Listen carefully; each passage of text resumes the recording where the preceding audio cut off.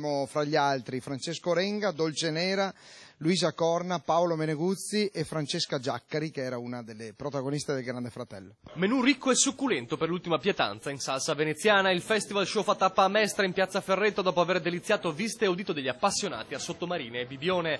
Prima di lasciare Venezia per dirigersi verso Treviso e il gran finale di settembre a Verona, il tour guidato da Lola Pons è pronto a guarnire la piazza mestrina di luci e note per ballare e divertirsi con gli artisti sul palco.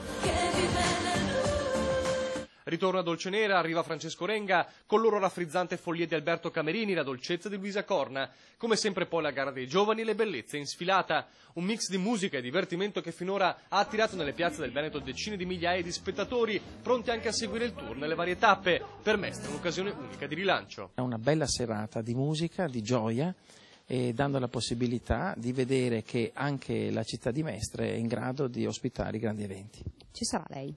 Sicuramente. Arriverà qualcuno che si prenderà il mio posto, allora io starò solo a guardare.